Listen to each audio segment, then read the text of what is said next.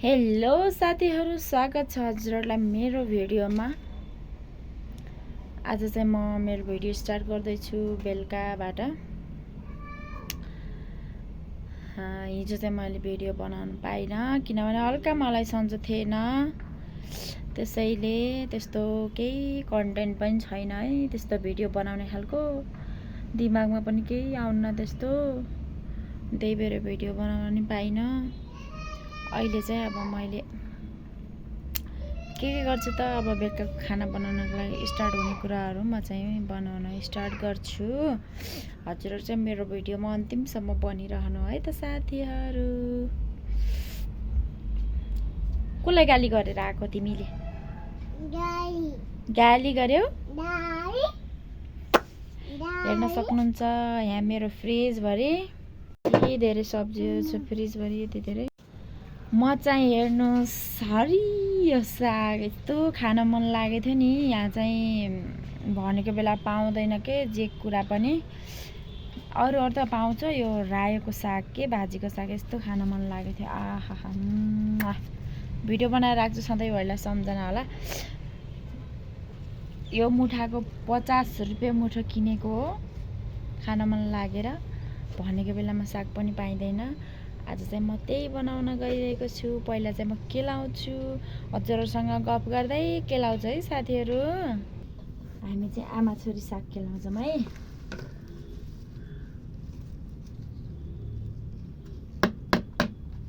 ल केलाउ सानो।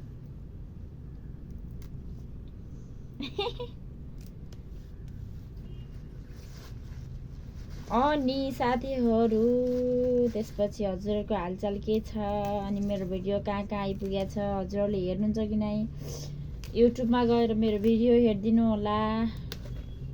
टिका ओली छ युट्युब च्यानल, मेरो नेम। सबैजनाले भिजिट गरिदिनु होला र like, comment, share and subscribe गर्न नबिर्सिनु होला। भिडियो कस्तो लाग्छ मलाई भन्नु होला, कस्तो खालको भिडियो बनाउनु पर्छ, सुझाव सल्लाह पनि हजुरहरूले दिनु होला है साथीहरू। भर्खर सुरु गरिरहेको छु नि त। हरेक कुरामा मेहनत गर्नै पर्छ, मेहनत बिनाको फल मिठो हुँदैन।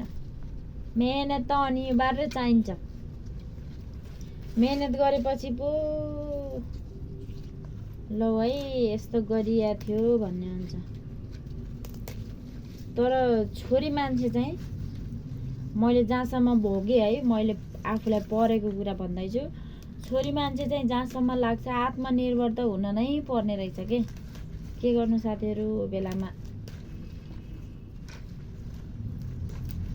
बिहे गरियो, बिहे गरेपछि पढाइ पनि पढिएन, आधामै छोडियो। अनि त्यसपछि अब अहिले बच्चा बच्ची भए। अब बच्चा बच्चीको भविष्य हेर्नु कि आफ्नो भविष्य हेर्नु कति गाह्रो हुँदो रहेछ कि। अहिले चाहिँ भोगिरहेको छु कि मैले। अहिले आफूले आफ्नो खुट्टामा उभिएको भए,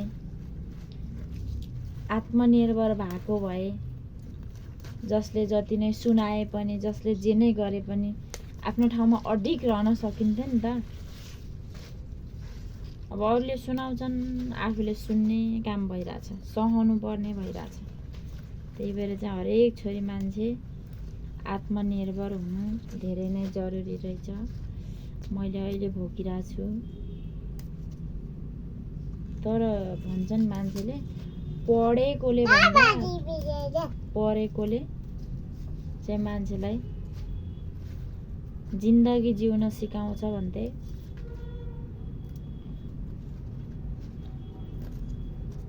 मलाई पनि पहिला सिकाउनुहुन्थ्यो, सम्झाउनुहुन्थ्यो, पढ्नुपर्छ, यस्तो गर्नुपर्छ अनि भन्नुहुन्थ्यो। अब के गर्नु, अरूको दुःख जब सुनिन्छ नि, कहानी जस्तो लाग्छ कि जब मान्छेले आफूलाई नपर्ने बेलासम्म त कथा नै हालेको जस्तो हुन्छ है। जब आफूलाई परेपछि थाहा हुन्छ, तर समय हुँदैन नि त। त्यति बेला पछुताउने बाहेक के पनि समय हुँदैन।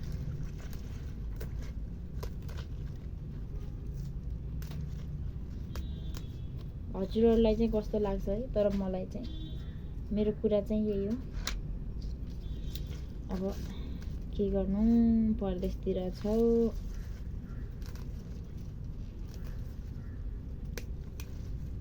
परदेशी बनायो कर्मैले। कतिलाई लाग्छ होला है बरै रहरले परदेश गएको भन्ने। परदेशी हुन कसैलाई पनि रहर लाग्दैन। आफ्ना आफ्ना छन् बाध्यताहरू, सबै बाध्यताहरू अब सबैको सामु सबैलाई जवाफ दिन त कहाँ सकिन्छ र हो। रहरले त को आउँछ र। आफ्नै गाउँठाउँमा बसौँ, गाउँठाउँको मिठो मसिनो खाउँ, आफ्नै परिवारसँग रमाउँ, बसौँ, खाउँ भन्ने हुन्छ नि। के गर्नु, भाग्यमै लेखेको रहेनछ यस्तो कुरा। अब मागेर पनि कहाँ पाउने त, खोजेर कहाँ पाइन्छ र। मनले त अर्को सोचेको हुन्छ नि।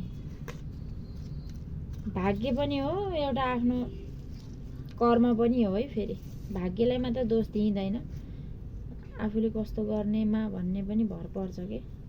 भाग्यलाई मात्र सबै कुरा भाग्यमै भनेर त छोडिदिन त मिल्दैन कि। त्यही पनि सबै कुरा आफूले कर्मअनुसार हो। ल यति गरिसकेपछि मैले साग पनि केलाएर भ्याइसकेको छु साथीहरू। अनि त्यसपछि म चाहिँ यो पुरै साग बनाउँदिनँ, हाफ हाफ गरेर बनाउँछु। तर धुन चाहिँ म फुल धुन्छु ल।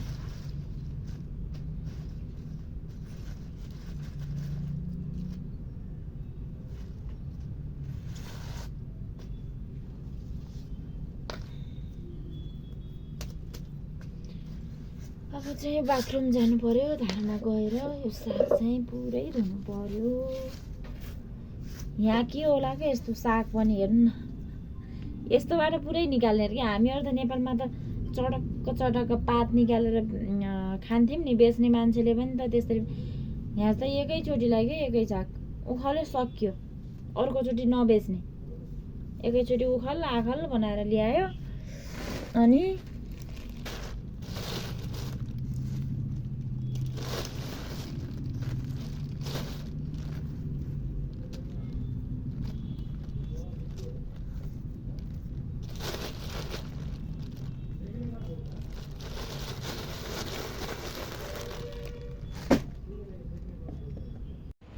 अब चाहिँ म साग धुन जानु पर्यो। त्यसपछि मेरा बाबै नि यति एक बाल्टी कपडा भिजाएको छु, धुनु पर्ने छ कपडा पनि।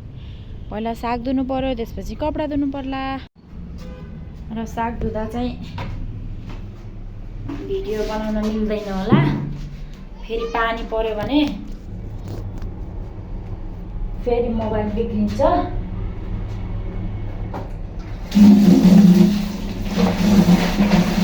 अहिले चाहिँ साग धोएर भ्याइसकेँ है त। हाहाहारी यो साग धोएर भ्याएँ। र साग धोएर भ्याइसकेपछि अब म चाहिँ जान्छु कपडा। ओह कति धुनुपर्छ, कति कपडा धुन जान्छु। बोल्न पानी पस्छ, कपडा धोइसकेपछि निस्छु है त।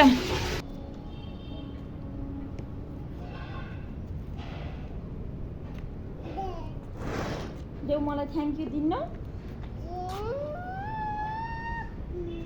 Thank you.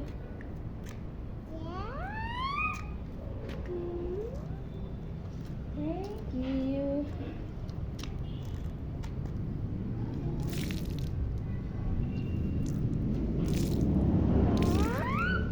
ओहो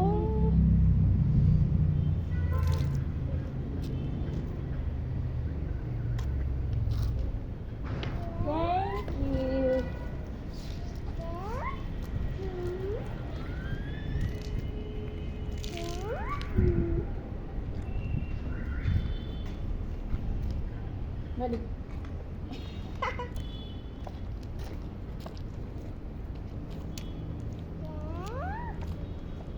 Thank you. Lah, itu betul.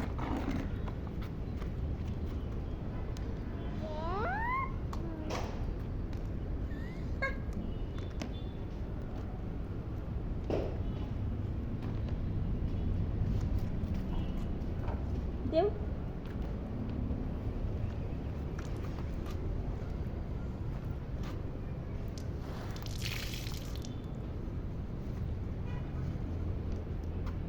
लेऊ थ्याङ्क यू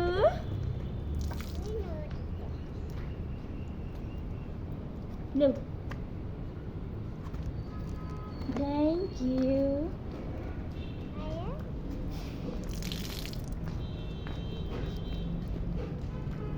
अरू लेऊ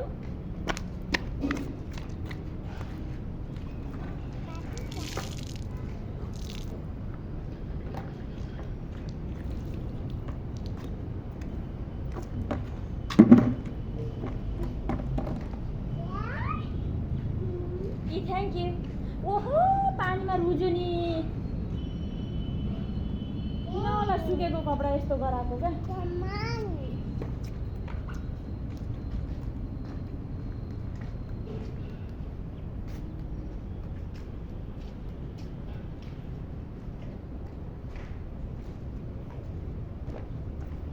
यता आऊ पानीले रुजाउँछ